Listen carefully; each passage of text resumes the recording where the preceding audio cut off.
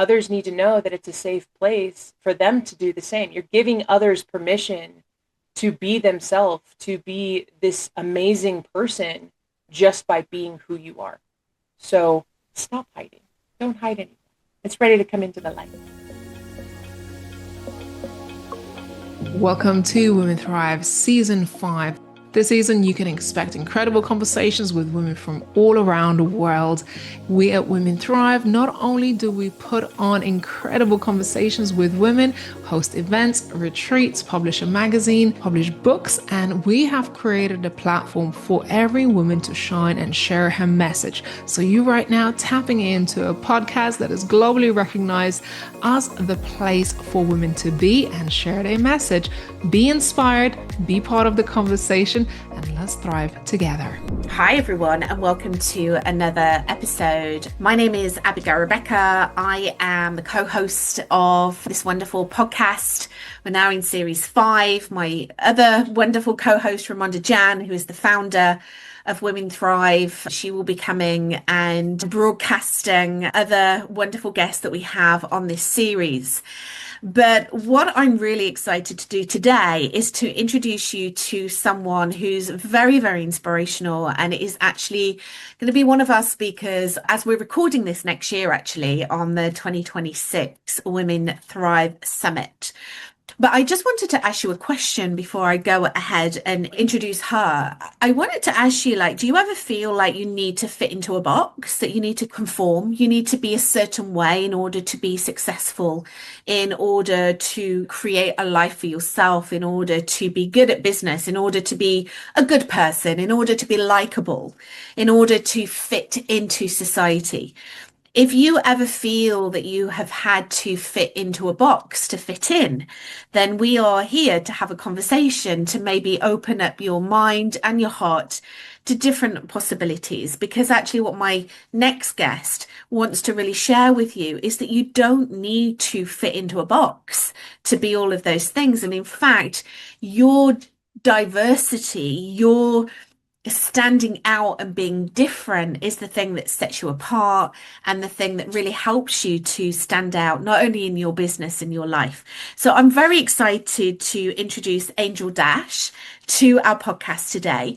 Angel is a trauma-informed brand strategist. She's an intuitive web designer, and she helps soul-led leaders on a mission to heal, to be seen and trusted and unforgettable. And she uses a method called the B.O.L.D method, which I'm sure that she will take us through today, and sacred brand strategy. So Angel, welcome to the podcast. It's wonderful to have you here. Thank you, Abigail. It is such a pleasure to be here. I have been looking forward to it all week. Life has been crazy and wonderful roller coaster, and I'm so happy to be here. Thanks for having me. Well, we're excited. I'm really excited for our audience because I know you. Well, I've known you over the last few months now. I continue to get to know you, and I love what you do. I love what you stand for. So I know that our audience is going to be in for a real treat. So please stay posted. And also, if there's anything that's coming up for you, or if you have any questions or anything like that for Angel, as long as you're not driving or operating machinery, then write it down, and be in touch after listening to this episode, because Angel is around. She's in our community. As I said before, she's one of the speakers on the 2026 summit. So she is really open to be able to connect with you. Angel, I would love for you to share a little bit about you and your story with our audience, and why you do, what fires you up? Why do you do this amazing work in the world? Well, thank you again, Abigail. To start off, a lot of people see my tagline as Flamekeeper, and they ask, well, what is that? What does that mean? And I went through a lot of dark times in my life, and a lot of those times were I felt alone. I had people there, but I didn't feel like it was the connection that I needed. And so walking through those dark paths alone, when you come out of it, you heal, or you're working on healing, you're on your own healing journey. And through that, you find your own spark, you find your own flame. And I decided to take that flame and decide to carry it forward for others, because there are a lot of other people that are feeling like they're in the dark and that they're by themselves. And I don't want anybody to feel that way. I've felt that way. And I want others to feel grounded and feel safe when they see me, when they talk to me, when they come up to me, because I've been there. Maybe not the exact shoes that you all have walked, but I have walked in some similar situations that I'm sure I could at least stand in the dark with you. And that's what it means to be a flame keeper. So if I call you a flame keeper, it's because I know that I see the passion and I see how you're willing to help others and how you want to guide others and you want to be there for others to continue to carry on that path too. So, just a little bit more about me. I actually was in the military and I was injured in the military. So, I walk with a cane. And yes, I did trick it out, pimp it out, however you want to call it. I actually took some contact paper and it was black snake print and I put it all the way around my cane. And I did that for my brand photos. And I'm in love with my brand photos because I embodied the cane. And for a while, I hid from it because I'm young. I'm going to be 35 soon and I walk with a cane. And so I felt like a lot of people looked at me judgmentally. And I realize now that that's my own story. I don't know what's going on in anybody's head. I'm not there. I'm not listening to their thoughts. So these were stories that I was telling myself. Oh, they're judging me. Oh, they're looking at me funny. Oh, I must have something. I must look different. And that is my own internal stuff that I had to work through. After the military, I hid, like I said, with my cane, and I met a really wonderful woman. And her name was T. And her and I were soul sisters, platonic love. And platonic soulmate is what I call her. And her and I, we were friends for about 4 years. And then she fell ill to scleroderma and Raynaud's syndrome in 2020. I believe it was 2020 is when she started, and the downfall continued. And in 2021, I lost her. She lost that battle. And so all throughout our friendship, she was telling me, stop hiding, be who you are. People love you. You have a magnetic personality. You are so kind. You need to share that with the world. And I was like, yeah, okay, whatever. Yeah, all right. I don't know. It's fine. I'm sharing it with you. You should be happy. But we would laugh about it. And that kind of, when I lost her, that broke my spirituality. Because in my realm, I believed, why would somebody take somebody so good? Mm. Right. So as I continued in my life, I now call my higher power Gus, which stands for God, universe, and spirit guides. And it's because it depends on who I'm talking to for me personally. Later that year, I almost lost my mom to sepsis and diabetes because she didn't know she had it. And that was another catalyst that kind of set me forward into needing to share my story and not hide anymore. And by doing so, stepping fully into this bold woman that you see in front of you, there was a lot of trial, there was a lot of triumph, but a lot of it was through the trenches. Okay. And as I grew, as I unfolded, as I had my metamorphosis, if you will, I realized that I wanted to help others too. I wanted to help others step boldly into their power because, especially when it comes to healing, I've been through so many different healing modalities because I walk with a cane, because I have trauma, because I had things that I needed to work on, and I realized the importance of healing. And so when I stepped into that and I realized that there's so many soul-led leaders that are invisible, that are hiding, that are wanting, craving to be seen, and they know that the work that they're doing is important. I know that the work that they're doing is important because they're changing lives. They're helping people get unstuck. And so that's where my fire came from. My fire came to bring people out of the darkness, stop hiding, remember who you are, and show the world what you're meant to accomplish because we're here to help each other. So that's a little bit about me. Angel, thank you so much for sharing your story. You are such a role model, like for what you speak about, because I see you and just the way that you dress, the way that you show up, like your presence and impact, it really does. You embody boldness, you embody courage, you talk about not conforming, not fitting into a box. and you show up in that way. And it's so wonderful to see. It's so authentic and so refreshing. And your story is really just very, very powerful, not only because of the experiences you've been through and the trauma and the experiences that are physically manifested in your body, but also the fact that you have overcome the mental obstacles as well. You were talking there about hiding yourself because you were making up really what people were saying about you. And you said, look, I'm not inside their head. But so I don't know what they're thinking about. And I was just thinking, like, how many of us do that without a cane, just going out, just Right.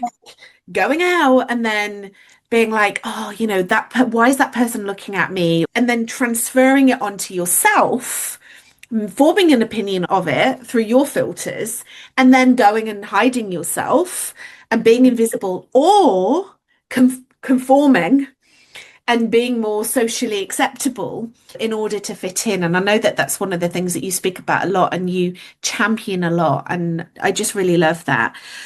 Why, in your experience and with the clients that you work with and the wonderful work that you do, why do you think that we are so inclined to try and fit ourselves into a box and conform in that way? I think a lot of that has to do with our story, the story that we grew up with, the story that we have, the foundation that set us on our path. And I believe a lot of that has to do with our childhood, has to do with the traumas that we experience, has to do with, I mean, it could also be positive experiences too. It never has to be negative. But if you're hiding, it's because somebody somewhere told you you weren't good enough to be in that room. And that's not true.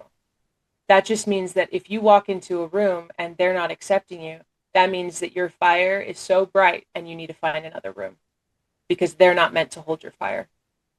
I am all about fire. I'm all about snakes because I am all about transformation, and those are my spirit. That's my spirit animal. And I would say that fire is probably my spirit sign. So when it comes to hiding, when it comes to making yourself small to fit into what society says you should do, you are dimming your light. You're making your bright, colorful, wonderful aura black and white. And if that's for you, awesome. I'm not dissing it. But if you are a bold person, if you are loving and caring and you want to help people and you want to be in the world and you have this really, you have a love for people, love and kindness is what I talk about. If you have that, then you shouldn't be diminishing your color. You shouldn't be diminishing your light because others need to see it. Others need to know that it's a safe place for them to do the same. You're giving others permission to be themselves, to be this amazing person just by being who you are. So stop hiding. Don't hide anymore. It's ready to come into the light.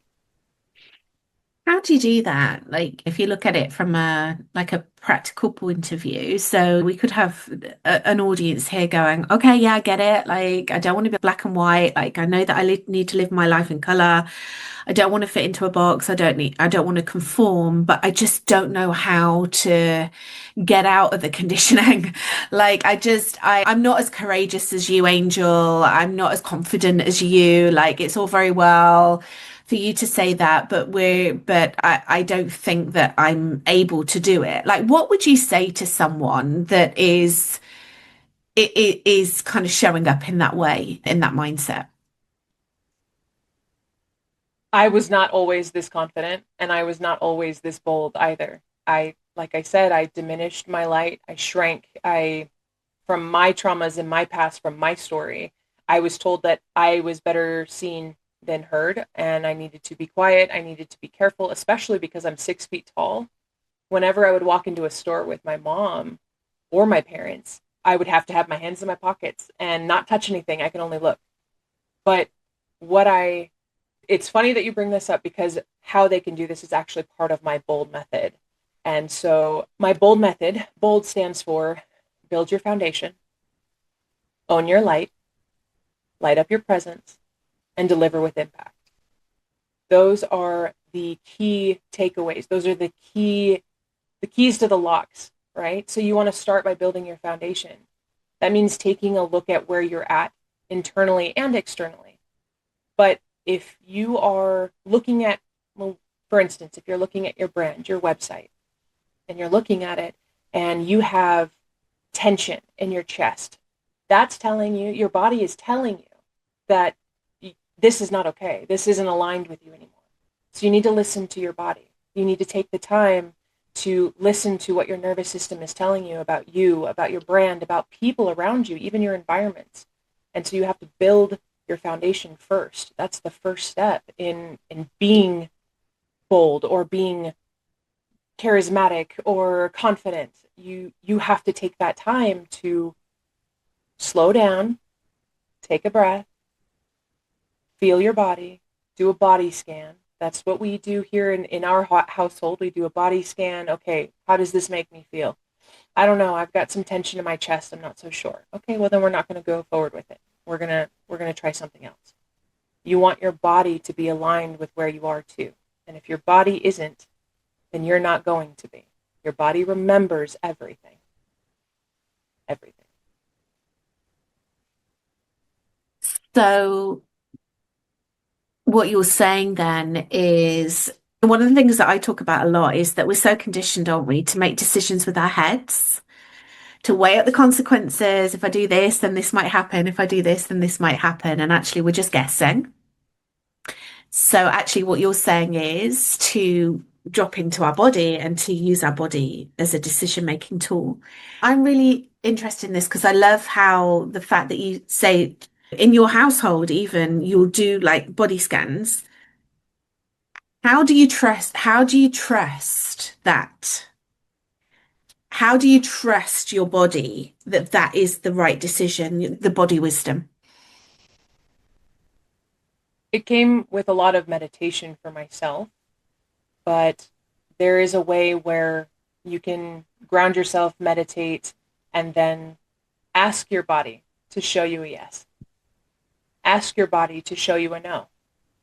Sometimes you'll see if you ask your body to say yes, you're leaning forward, even if it's ever so slightly.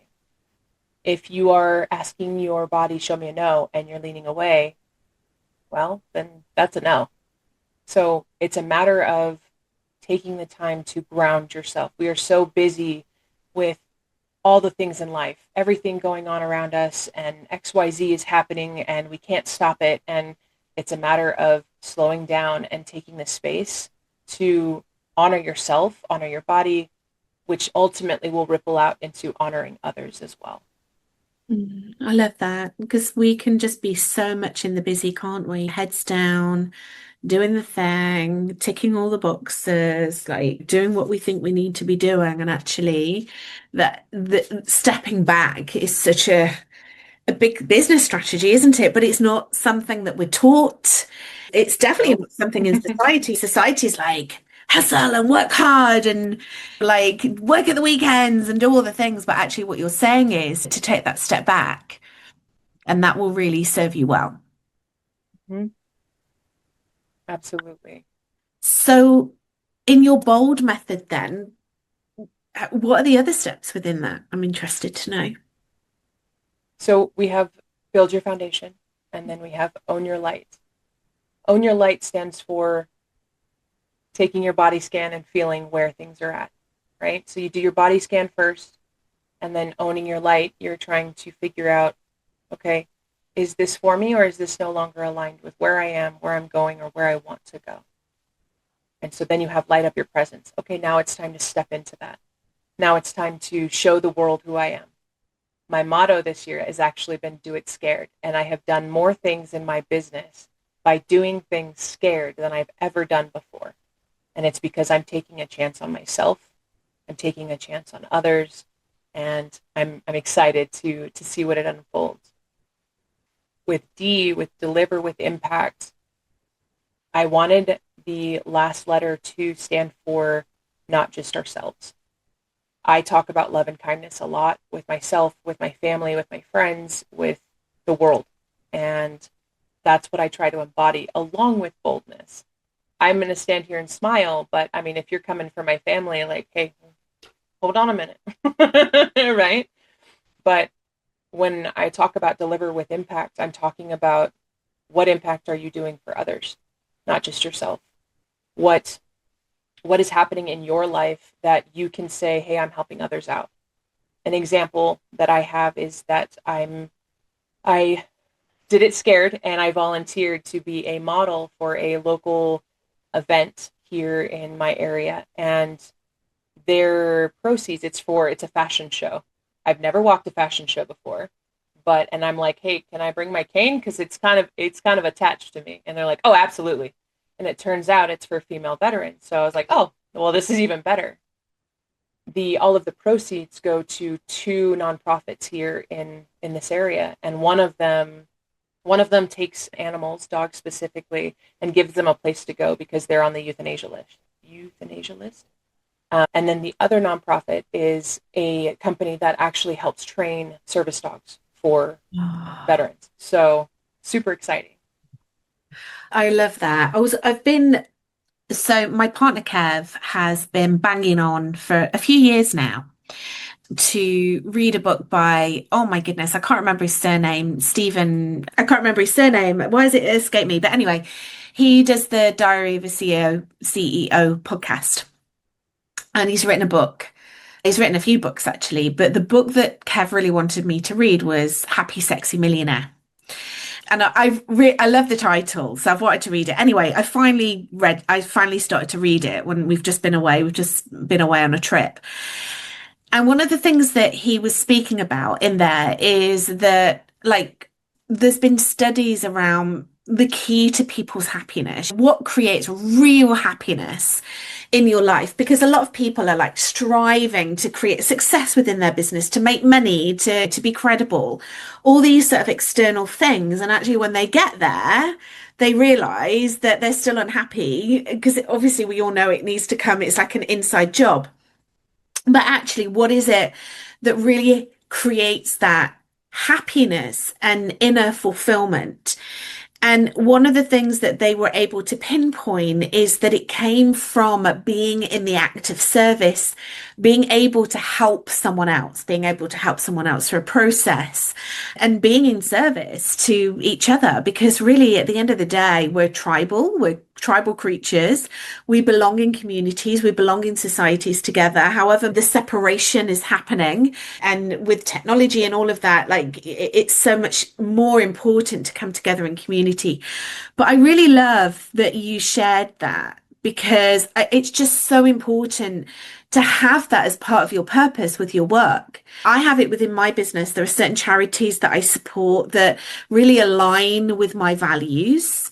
And I know that when a client pays me, yes, okay, they're paying me, but also that money will go to paying maybe someone in my team, someone that I've brought in to be able to support me on a project, for example, support the people that help me run my business. But also I know that that money goes to that organization. And we were just speaking about dogs before we came on, because I've got my sausage dog here with his squeaky toy. And I love that you're supporting that. It's really important, isn't it, to have that, I don't know, to have all those elements in your business, to be able to create that through your business. It's a wonderful experience, and I agree. I think that helping others is that's the big part of what we're supposed to do, right? Like when I say supposed to, I'm talking about you give what you get. And I don't live by that anymore. I live by I'm going to give more than I get. And that's because I get a lot. I get a lot from family and friends, and I'm still going to give that back because I know that it's going to come back to me tenfold. But I also know that they may need it more than I do. Whatever that may be, love, kindness, money, support, it doesn't matter. And that's what my goal is. My goal is to help others and to continue to be that anchor and that flame keeper for others. Yeah. And I feel that that is where the world needs to move to, not the soulless corporations, heart-centered founders. heart-centered entrepreneurs, purpose-driven. There's a real mission and a vision behind it. I wanted to ask you, Angel, like who are your clients? Who do you serve? Who do you work with? Well, I focus a lot on soul-led leaders. I focus a lot on leaders that have heart, that are trying to give back to others. Before it was just healers, and I realized that there are a lot of people that don't actually identify themselves as a healer.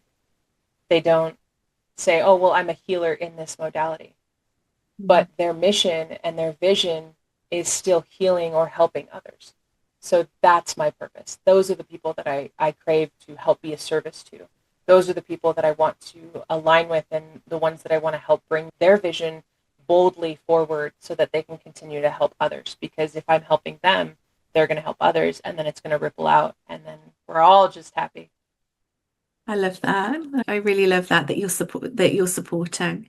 And it's interesting, isn't it? How I think any work that you do, you're healing. You're healing yourself, you're healing generational healing, you're healing your family, you're healing your clients. And yet, yeah, you're right. I don't call myself a healer, but I know that when I am holding a space for my clients, I'm helping them heal. They're healing themselves.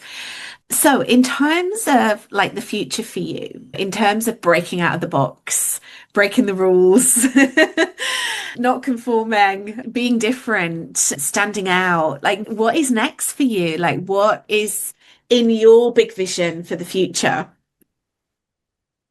Well, I'm really excited for March, and I'm going to keep it kind of secret. I like that little mysterious, but I'm excited to be on the stage and share the stage with so many amazing, wonderful women who all have stories of their own to share, and all the work that they're doing. I'm looking forward to being and connecting with more people on podcasts and more publications so that I can share my story and share that you don't have to look a certain way. You don't have to fit into societal standards in order to be successful. You don't have to fit into anyone's box to be an amazing, wonderful, loving, kind human that eventually or does give out to others. And that's my goal. My goal is to continue to do that, and to the rest will come. And I'm confident in that. I love that, Angel. Thank you so much for sharing yourself and your heart and your story. We're really, really excited to have you not only speaking on the Women Thrive stage at our summit in March, but also being part of the community. One of the things that I just really wanted to point out to you, and I know I've said this to you before anyway, so it's of no surprise, but I really love what an amazing cheerleader you are for the community. So every year we have 50 speakers that speak on the Women Thrive stage, and there is a community and there's connection, there's calls, there's lots of opportunities to be able to connect with one another. We're in a WhatsApp group.